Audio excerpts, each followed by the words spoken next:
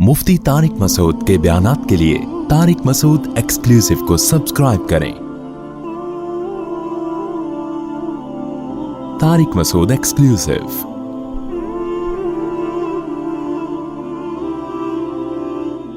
कुरान क्या कह रहा है? अल्लाह ने इस कायनात को बनाया है, कायनात का जर्रा जर्रा बता रहा है, ये बनी नहीं है बल्कि बनाई गई है। अल्लाह कहते हैं कायनात का जर्रा जर्रा ये भी बता रहा है कि जिसने बनाया है बेमकसद नहीं बनाया। अल्लाह कहते हैं तुम बता दो क्यों बनाया, हम कहते हैं हमें तो नहीं पता क्यों बनाया। अल्लाह कहते हैं जाहिर है जिसने बनाया है वही बताएगा कि क्यों बनाया। तो वो बताता है लियब्लुवकुम अय्युकुम अहसनु अमला, ताकि तुम्हें पता चल जाए, अल्लाह जानना चाहता है तुम में अच्छा अमल कौन करता है।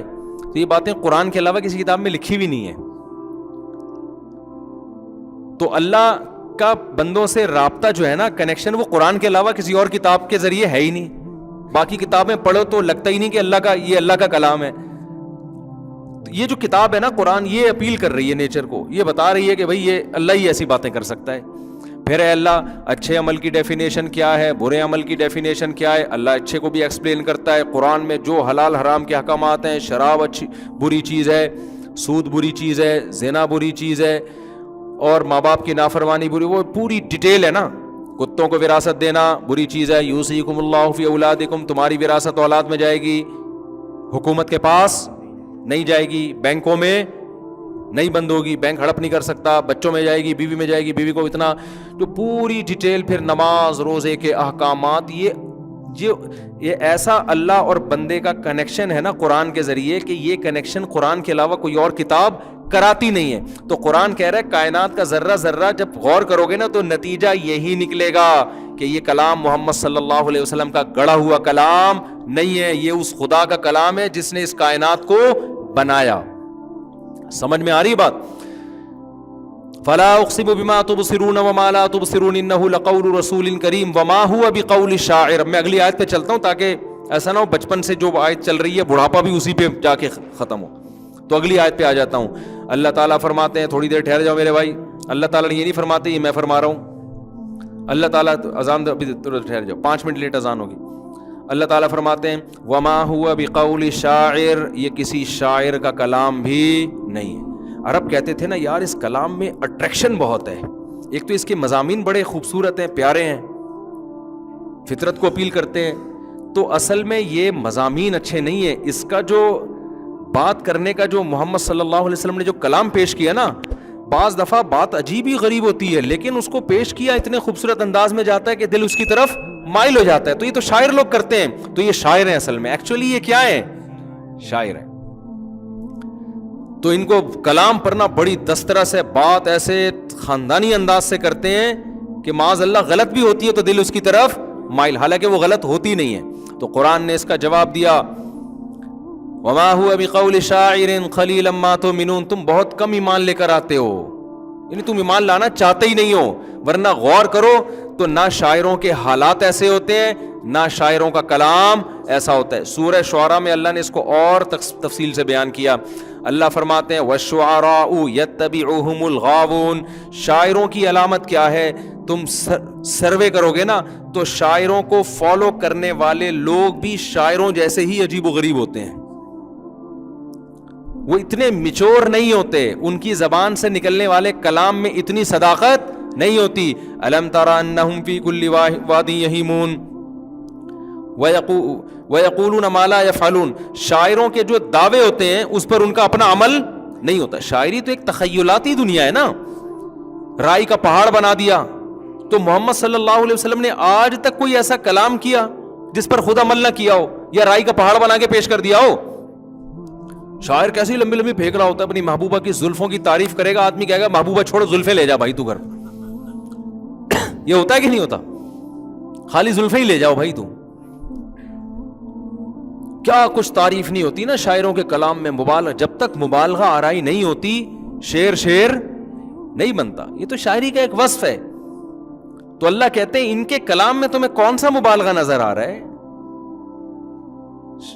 जो इनकी जो बातें हैं कि माँ बाप के साथ अच्छा सलूक करो, उनके सामने उफ ना करो, वबिल वालिदैनि एहसाना वबिधिल कुर्बा वल यतामा वल मसाकीन, اور سود کے احکام ہیں اس میں, وراثت کے احکام ہیں, نکاح طلاق کے احکام ہیں, حج کے احکام ہیں, نماز کے اوقات بیان کیے گئے ہیں. شاعروں کے کوئی اس طرح کا کبھی دیکھا آپ نے شاعروں کا کلام؟ شاعر تو مبالغہ آرائی کر رہے ہوتے ہیں. تو آگے اللہ نے فرمایا کہ وما هو بقول شاعر قليلا ما تؤمنون ولا بقول کاہن, یہ کاہن کا کلام بھی نہیں ہے. کاہن نہ ایسی باتیں کرتے تھے جو لوگوں کے مینٹل لیول سے اوپر کی, لوگ کہتے ہیں بھائی بہت پہنچے ہوئے لوگ ہیں بھائی اف, تو لوگ ان کی طرف مائل ہوتے تھے. تو یہ کہتے تھے محمد صلی اللہ علیہ وسلم بھی کاہن ہے. تو اللہ نے اس بات کو بھی واضح کیا کہ تم غور و فکر نہیں کرتے, نصیحت حاصل نہیں کرتے. اگر نصیحت حاصل کرو تو تمہیں پتہ چل جائے کہ محمد صلی اللہ علیہ وسلم کاہن اور جادوگر ٹائپ کی چیزیں ہوتی ہیں نا, پھینکنے والے لمبی لمبی, کاہنوں کے کپڑے گندے میلے اور دعوے سنگ دل محبوب آپ کے قدموں میں, یہ پڑھو گے یوں ہو جائے گا, یہ کرو گے یوں ہو جائے گا, پھینک رہا ہوتا ہے لمبی لمبی بیٹھ کے, اور اس کی باتیں لوگوں کی سمجھ میں آئی نہیں رہی ہوتی. یہی اس کا کمال ہوتا ہے. یار حضرت اتنے پہنچے ہوئے ہیں, پتہ نہیں کیا فرما رہے ہیں. آپ روحانی عاملوں کے ذرا یوٹیوب پہ ویڈیوز دیکھیں نا, دیکھیں نہیں ان کی ویورز بڑھتے ہیں اس سے, لیکن اگر کبھی نظر پڑ جائے نا تو آپ کی سمجھ میں کچھ بھی نہیں آ رہا ہوگا بولنا کیا چاہ رہا ہے. لیکن اسی کو لوگ سمجھتے ہیں بھائی یہ علوم ہیں, علوم. ایک ہوتا ہے علم, ایک ہوتے ہیں علوم. بہت اوپر, بہت پہنچے ہوئے ہیں یار, بہت پہنچے. یہ باتیں ہماری مینٹل لیول سے اوپر کی.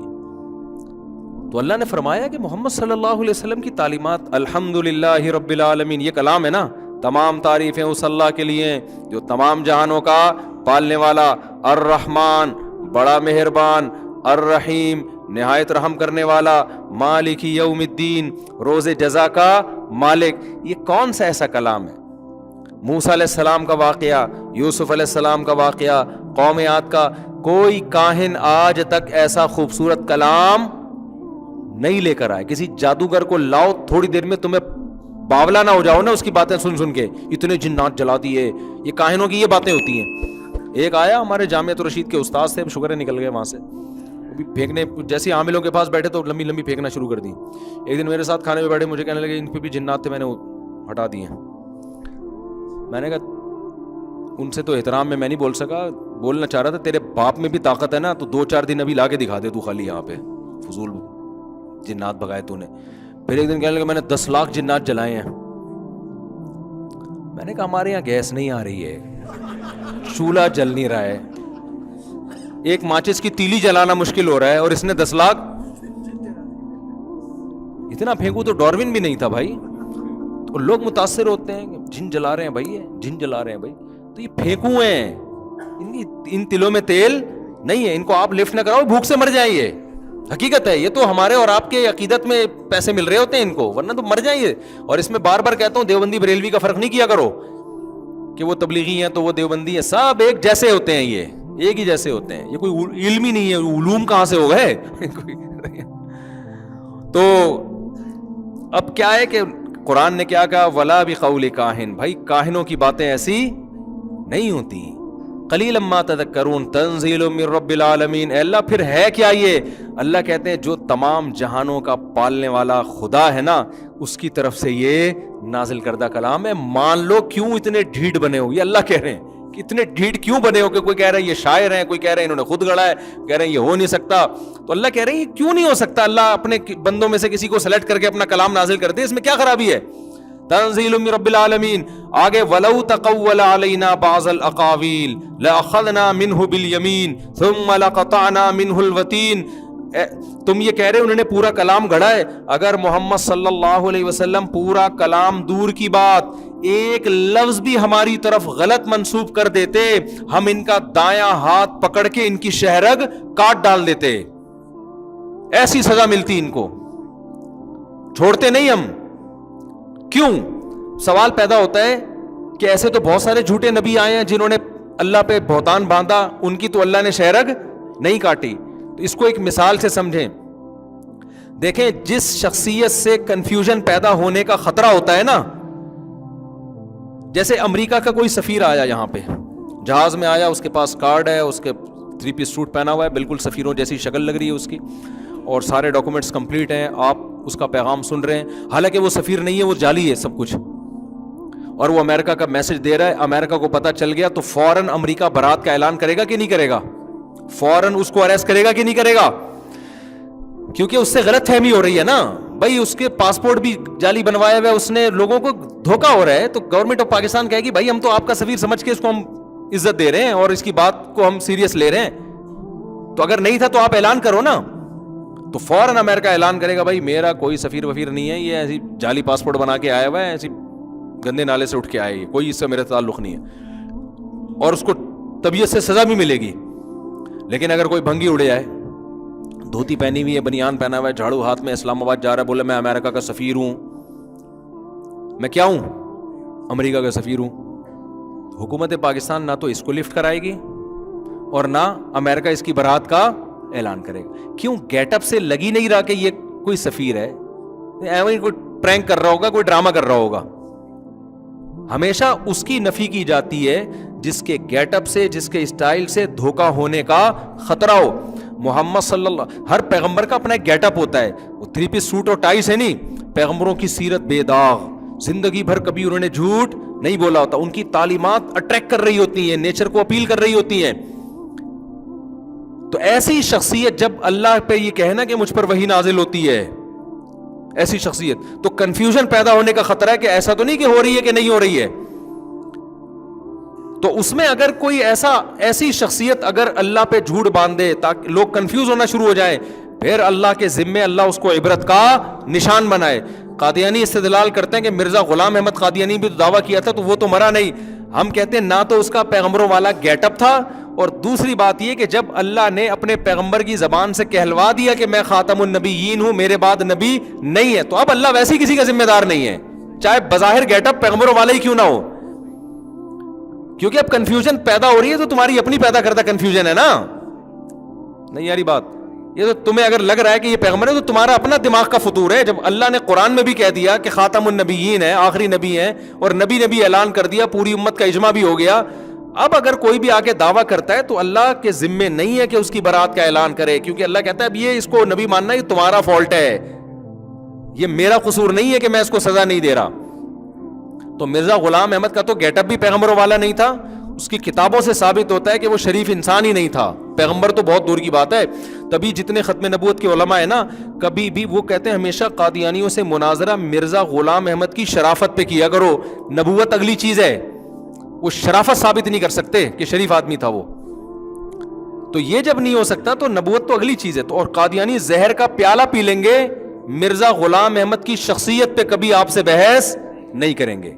یہ اصول یاد رکھیں. آپ کہیں کہ ہم یہ ثابت کریں گے کہ وہ شریف انسان نہیں تھا, تم نے ثابت کرنے کے شریف انسان تھا. تو جب وہ گیٹ اپ ہی شریف انسان ہی نہیں ہے, اس کی کتابوں سے ثابت ہو رہا ہے, تو جب گیٹ اپ ہی نہیں ہے تو جو مرضی بولتا رہے. ایسے ہی جیسے کوئی بھنگی اٹھ کے بولے میں امریکہ کا سفیر ہوں, امریکہ کا جہاں میں کیوں اعلان کروں کہ یہ میرا نہیں ہے, اس کو پروٹوکول دینے والی بات ہو گئی نا پھر. تو قرآن کہہ رہا ہے محمد صلی اللہ علیہ وسلم کا ایسا گیٹ اپ ہے اور ایسی خوبصورت اور خوبصورت شخصیت ہے, اگر یہ پورا قرآن تو دور کی بات ایک لفظ ہماری طرف غلط منسوب کر دیں تو ہم ان کو چھوڑیں گے نہیں, کیونکہ لوگ کنفیوز ہوں گے. یہ ہمیں سمجھانے کے لیے, حالانکہ نبی سے اس کا امکان تھا نہیں.